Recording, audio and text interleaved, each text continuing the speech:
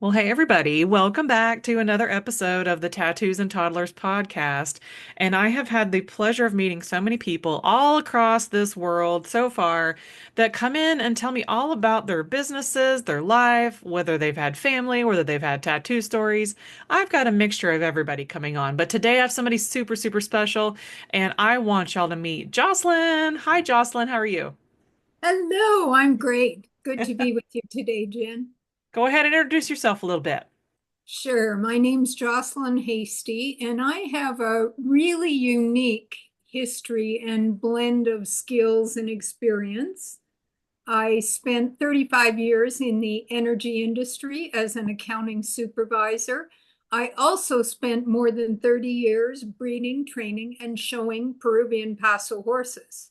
So, what I learned from the horses that was really cool is that although I was made a supervisor in the energy industry at 22, it was not due to my superior leadership skills. It was due to the fact that I was a really good accountant, that I was detail oriented, I was quick, I could process things very quickly. I did a really good job of setting up business processes to make things be efficient, but it had very little to do with my leadership expertise. Yeah, Yeah, and that started, I'm a little older than you, Jen. That was in the just a, early a 80s. handful of Yeah, in the years. early 80s, and I really did mimic the leadership that I saw around me, which was primarily bullying and bribery. Yeah, and there was such a different time in the 80s, right? Such a Yeah. different time. Hmm. Wow. Yeah. So we were talking before this, and what caught me about pieces of your story is, y'all, we have so much we could talk about, but we have to focus on a couple of things today. So maybe Jocelyn will have to have you back on again for another topic because what really fascinated me is you were talking about going from this corporate job and corporate world into this, you had a health journey that you went I through, but then it did. also led you somewhere else. So let's kind of like jump into that. What happened with your corporate Sure. Big, area? big pivots. Um, in corporate, I really thought I had the world by the tail, Jen. I built my horse ranch from I had left my husband. I built my horse ranch from raw land. I hosted a trainer from Peru each summer, and I was building a side business, partnering with the horses to help women with leadership stuff. But it was always going to be a side business. I really did think I would live out my days Yeah, at so you the were doing corporate and starting to do that at the same yeah, time. yeah, I was. Yeah, I worked 4 days a week, but I had a really, as far as accounting jobs go, if you were a rancher, what a perfect job I had. The gas plant was less than 10 minutes from the farm. I could come Yeah. home at lunchtime, and I only worked 4 days a week. So I really did think I had the world by the tail. And then my chiropractor found a marble-sized lump on my neck and suggested I get it checked out immediately. It ended up being stage 4 cancer of my tongue base that had metastasized to the lymph nodes in my neck, which was the marble-sized lump that they Mm, saw. yeah. Um, the journey was a pretty tough one. 2 years recovery, 33 radiation treatments, 5 days a week. I was tube fed for 2 months. I lost almost 50 pounds. Um, very, very weak. And I learned that I could not do it all myself, that indeed my independence had become toxic. And there are very few gifts from cancer, but one of them that I did get was an understanding that allowing someone to help you is a gift that you give them, that we do want to help people that we care about. So that's a very short explanation. Now, what it did do, though, the next big pivot was the day I completed my graduated return to work, which had been a 2 year process. Yeah. A natural gas plant that I had been working at for 13 years by that point in time declared bankruptcy, same day, June 30th. Wow. So I was kicked off long-term disability, lost my job with no severance package because the company had gone bankrupt during that 2 years. when I was there in a fairly limited capacity. Now, I don't think that I could have saved it, but I really had to pivot. And what I found is that there is such a thing as chemo brain, and my brain can no longer do the massive spreadsheets I used to do financial statements with Yeah. 30 pages of notes. So I really did turn to what had been kind of my side business until then, partnering with the horses to help women in their empowerment journey, Yeah. um, and made it my full-time job and have not gone back to accounting since then. Yeah, I like that you added in not this was not just a health journey, but the effects of your health journey is fascinating too, because like you just said, like you weren't able to do the things that you wanted to do, and you still had to pivot no matter what, because your body wasn't going to let you stay where you were. Right. And then I feel like it probably moved you into a place that was much more, well, first of all, satisfying probably, and a different kind In, of brain yeah, stimulation, right? right, right. Yeah. So what I do now is really share the lessons that I've learned from the horses. Yeah. What I've learned about leadership from the horses is really a more feminine style of leadership, where Mhm. it's based on mutual respect rather than dominance. And what I see in the horses is horses like us often have a boss and a leader. So the boss is the horse that rules with teeth and hooves and moves the other horses off all the piles of hay to pick the best one for themselves. But the horse that they'll follow into the water trough is the one that they feel safe around. And I Mhm. think we really have come to a place where our leaders should be the people that we feel safe around. And if we are a leader, we should be one that other people do feel safe to be around. They feel safe to make mistakes. They feel safe to take the chances. They feel safe to grow. And Yeah, I think the course has largely taught me that. and I think that's great because we can take this into any parts of our lives, right? Absolutely. And into this part of your life that I really also wanted to highlight was the fact that you were able to take in somebody else's child at a specific age. I want to hear how all of this applied to you taking this lovely person in for this period of time. Because this is a Tattoos and Toddlers podcast where we do talk about business, we talk about passion, we talk about family and caretaking. Because I don't just say like you're not just a parent. Sometimes we're caretaking for some things, even if it's for a temporary time. I Right. want to hear this story about how you took in this it was a young boy, right? 17 years old? Yeah. Yeah. He was 17 years old. My mom got married for the second time when she was in her 60s. Oh, wow. And her her husband now, my stepdad, is about 12 years younger than her, and he had had children late in life while my mom had had me when she was 20. So there was a pretty significant age gap between me and my stepbrother. Now, my stepdad had largely parented through guilt, and he would admit that. So the Yeah. kid had kind of run wild. Yeah. By the time he was 17, he'd totaled off a couple of cars. He'd quit school while he only had three courses or three classes left to get his diploma. And he and my mother did not get along, but he loved it at the ranch. So he asked if he could come out here and live with me. And he was with me for about 5 years Yeah. until he really kind of got it together. But of course, I had no guilt. So I didn't parent through guilt. So I could be pretty clear on what the boundaries were and what my expectations of him were. And the second week he was here, I said to him, I don't work 4 days a week, so your butt can build a divot on my couch. If you're not going back to school, you got to go to work. And it ended up being, I think, a really healthy, we still have a wonderful relationship. That was 20 years ago. And we still have a wonderful relationship that's kind of half sibling, half parent child, half friend. So it really has been a wonderful experience. But even I had never had kids, Jen, when I Yeah. took him in. Yeah. But I think that from by that point in time, I'd learned enough from the horses about being in a position of true leadership, not dominance, true leadership, that I could make quite a difference in his life. And at this point in time, he lives in Qatar or Qatar, however you Yeah. want to pronounce it, and has been there for I think about 10 years now, has been promoted many, many times, and is doing really, really well for himself. So that time here being on the farm, it ended up that he worked a full-time job, a part-time job, and still did chores at the ranch for me during that 5 years he was here, and really credits it to turning his life around and really getting him on the straight and narrow.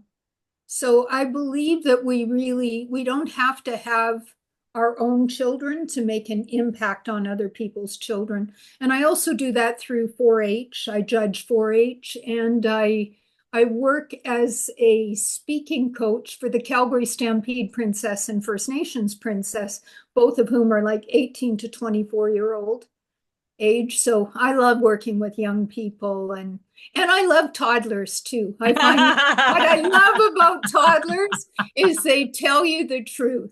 I also like autistic kids for the same reason. There's no messing around. I don't have to guess what they're really thinking. They'll tell me.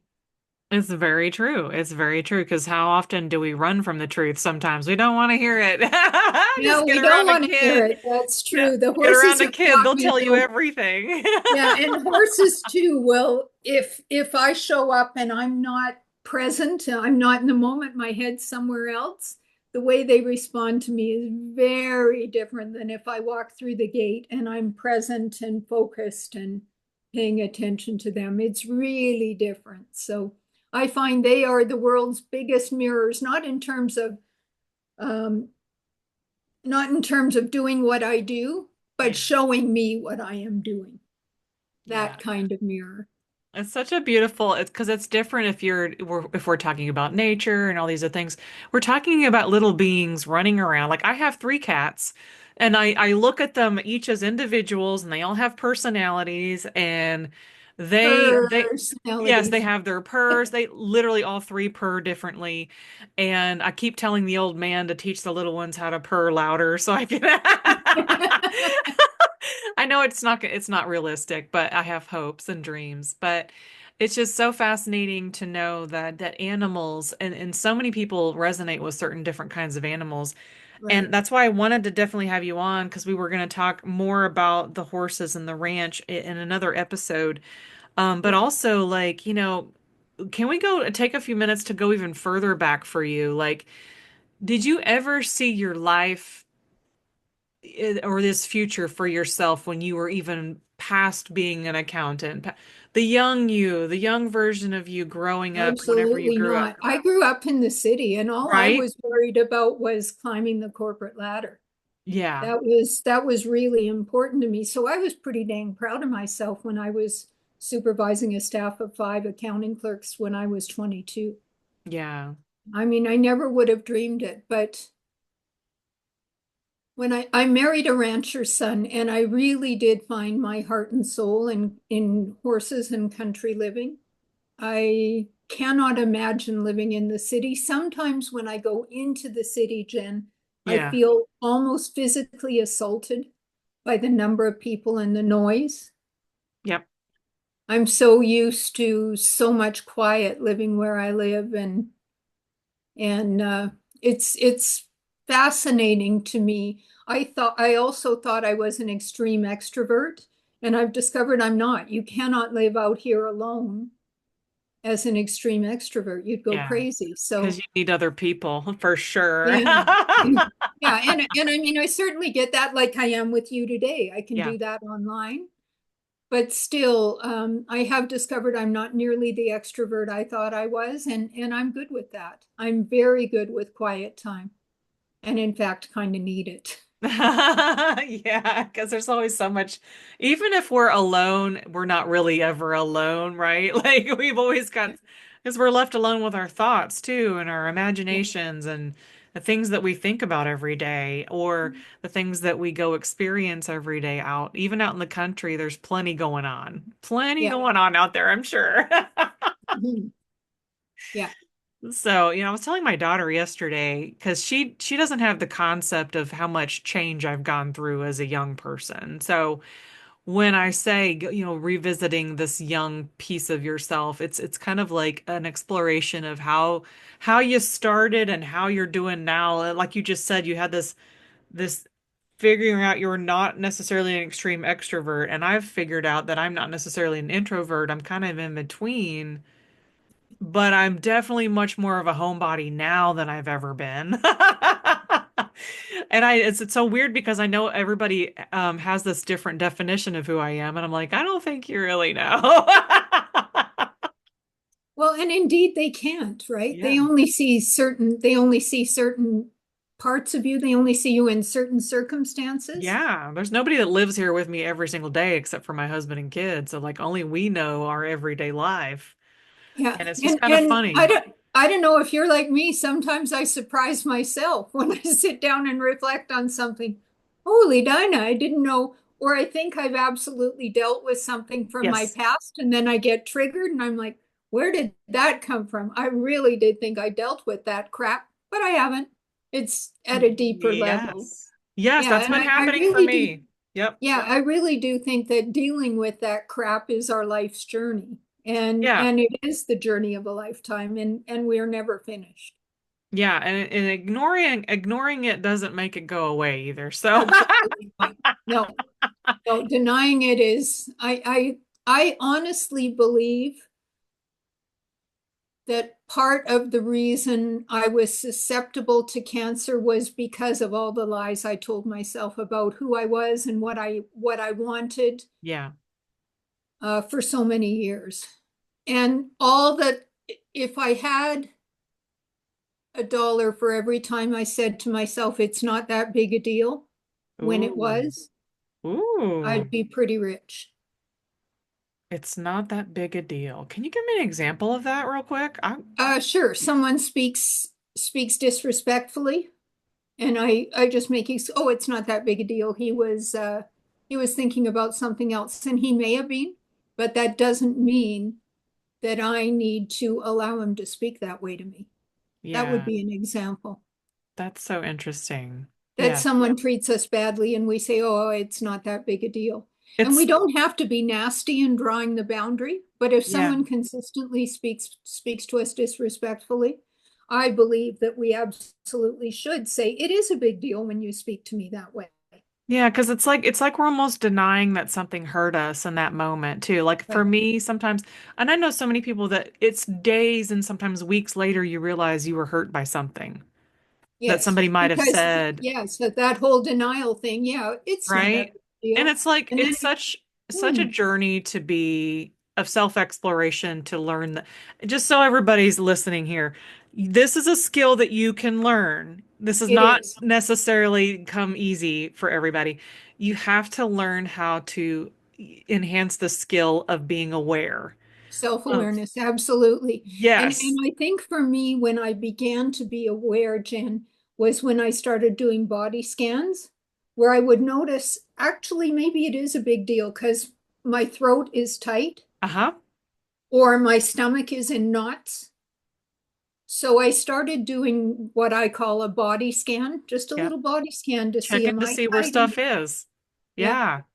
And for me, throat was a particular thing, which also happened to be where my cancer was base of tongue, so in my throat. So I'm really thinking that it's quite possible that at least a portion of the blame for the cancer could be all the years I lived in denial of who I was and what I wanted. Yeah. And keeping it all in and your body's like, I don't know what to do with this. That's right. In constant stress because Yes. my actions were not in alignment with my emotions. Yeah, isn't it so fascinating? I've learned so much about emotions in this last year, just about how it is good to let them just that come to you and go through you. Just don't let them Yeah, stay there. Just let them kind of like move through you. yeah, We're here to experience this, on the yeah. planet. So, it's been it's been so fascinating to walk through this and just even today, I let myself have a moment where I was it was a memory from like literally 2 months ago, and I remembered this fondly, and I was like, you know what? I'm not going to apologize for taking 30 seconds to cry about this because it was a beautiful moment and it means something to me. And I just kind of like let it go through there and let it be Yeah, okay. that's right. Yeah, I love Brene Brown's work around that, just acknowledging your emotions, and that doesn't mean you have to live with them. But Yeah. if you damp down the sadness, you damp down the joy too. You cannot selectively numb your emotions, I think is how she puts it. And I Yeah, think that's really true. it's definitely something that we can all learn to navigate. And Mhm. it's such a beautiful thing to be in that awareness. And even the people that think they don't have all the emotions, you have them. They just tend to pile up on each other till you explode sometimes. Yeah. But yeah, this is such a great conversation just about life in general. And knowing that we're coming from two different worlds, we've only just met online, it's so neat to have these conversations because I do think it's important to just sit down with people from all different walks of life and just let's just share with each other and listen to each other and learn something new today. Like Mhm. again, I'm hardly around horses. I am hardly around any kind of farm life, but my husband grew up in that environment, so he understood what it was like to live and work on the farm, but also he moved into the opposite direction, live and work in corporate, right? But he still has that farm boy in him where he likes to just run off and be on that time, right? Like it's Right. so great. Yeah, So I imagine that, your daily life is probably a mixture of things, right? Like you've got the it hard is. work and then you Yeah, also have the I can quiet talk time. about today, for example. I got Yeah. up, I had a cup of coffee, I went out and I fed horses. I have a new horse on the ranch, so I worked with her. I'm getting to know her and Yeah. getting to be friends with her. So for the first couple of days, she ran away from me instead of coming to me, and now she doesn't move at all when I go into the pen. She comes up to me and lets me touch her and pet her, and so I'm getting to know her. And then I came in and I had a Zoom meeting, and then I put some makeup on so I'd look pretty for all of you. Yes, and if you're listening to this on Spotify, run over to YouTube so you can see her makeup. That's right. Yeah. And then jumped Oh, on here with you. And then yeah. I also worked on following up on a couple of contacts for people that want me to run some custom retreats for them. So Yeah. it kind of is a little bit outdoors, a little bit sitting on the computer, and a whole lot networking with people. So I really enjoy those opportunities. And like you, Jen, it's fascinating to me to meet people from different backgrounds and really to find out about how even if we're from different places, there are so many similarities. We have so much in common. Very much so. And I'd like to think that that's the key to world peace is understanding that we all are little humans and we all come from all different walks of life. And if we just sat down to get to know each other a little bit better. Yeah. I have just found it so powerful over the last 3.5 to 4 years now, just listening to people and then just talking to people and having that space to just sit and talk. And I think that's why a lot of people do podcasting these days. Like podcasting has exploded. Like everybody's doing something in the vocal world. So I think it's so helpful to just use your voice wherever you can and just have conversations. And I'm so Mhm. glad you could join me on my little part of the world today. Yeah, yeah. I'm glad we could meet over the airwaves here and have some time together and explore some really interesting topics. I love it. So, as we're starting to round out our conversation here in a few minutes, what kinds of things do we want to leave with people today? Like an inspiration or something that they know that they can take away from today, not just what we've talked about. Like, is there anything else sitting on our plates that we want to share with people today? I think for me, something that keeps popping up time and time again is drawing and defending open-hearted, loving, firm, fair, unapologetic boundaries. I've been running into a lot of women that really have, and we touched on it briefly when we talked about saying it's not that big a deal when it is. Yeah. If it Yeah. is that big a deal, just to say, that really felt hurtful to me Yeah. when you said that. It felt disrespectful, and I don't feel good about the way you've been talking to me. So I've been finding a lot of women seem to feel that they need to apologize if they say no or draw a boundary. Yeah. And to me, if you've done it from a place, if you wait until you're really ticked off before you draw the boundary, it likely is going to affect your relationship negatively. But if you draw it from a place of care and concern, both for yourself and for the other, it can be something really quite magical and build the relationship really from a foundation of truth and trust. So I think the idea of boundaries is kind of top of mind for me right now. No, I think that's beautifully said. Beautifully said, and it's something that we can all, again, this is a skill that we can learn. This is a skill we Absolutely. can work on. And I think we all need to be reminded that it's okay to say no. It is Mhm. And okay to no not is a have to complete, explain yourself. right, no is a complete sentence. Yeah, and like And just if you're not comfortable saying no, say, yeah, I'm sorry, that's just not going to work for me. yeah, and then being Period. okay, like, and I learned this tip from many business owners actually. It's like you'll get this inquiry or this idea from somebody and they want to book you for some time. They want to sit down with you on this project. And instead of saying yes right away, just say, I'll take a look at my calendar. Yeah, I like that. Because I thought that was so helpful in just being like, you can't, that you don't have to commit to every single thing, even if it's wonderful. But what Right. if you get home and you look at your calendar and now you've realized you overcommitted? Yeah. And give So, yourself some grace if you say no. yes, and I had this happen just over the last 24 hours. I had to stop and look at my calendar and say, "Hey, can I do all these things in this span of time?" You know what the answer is yes.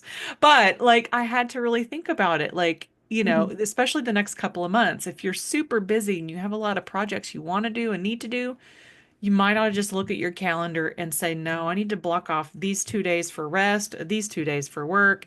For those of us who do have a very flexible schedule, I know that I do, I'm one of those. But anytime you can work in and not overwork, that's Mhm. great. So I'll leave Well, y'all with that and today. even if you've got a flexible schedule, you're still going to have priorities, Jen. Always going to have priorities, and especially since I do have a small child, she's Yes. definitely heavily in my calendar right now. We've As only she got a little should bit more be. time left for school, and I want her to enjoy all the things that are left for second grade. That way she can go into third grade just excited and happy and ready. And we've already been talking about it. So, How much fun. anyways, yeah. So Awesome. thank you so much, Jocelyn, for coming on today on the Tattoos and Toddlers podcast. It's been such a And I do wonderful. have two tattoos, and I got them when I was over 50. Just Oh, thought I shoot. would Tell illustrate them that. real quick. Tell me about the tattoos. Um, yeah, until I was 50, I really worried about being an accounting manager and looking like an accounting manager. And then after I turned 50, I didn't care anymore. So I got my nose pierced and got two tattoos and learned to ride a motorcycle. Yeah. So what are Yeah. the tattoos? I have a horse that is on my left shoulder because horses have my back and they're close to my heart. Yes.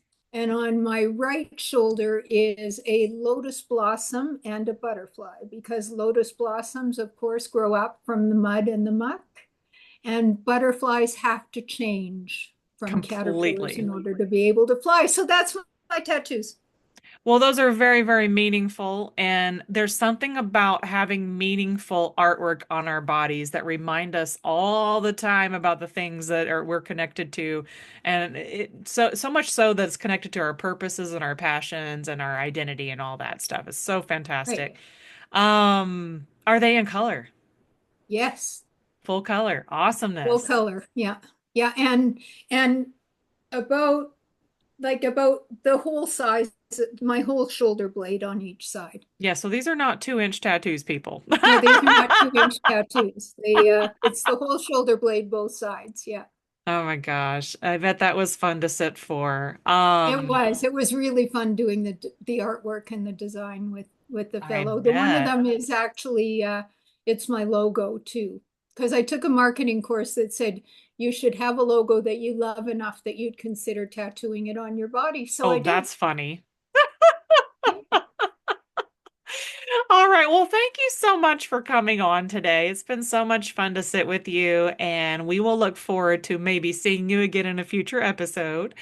And for now, everybody, I want to say goodbye. Have a great day, and we'll see you on the next episode of the Tattoos and Toddlers podcast. Thanks, Bye. Jen. You're Bye for now. welcome.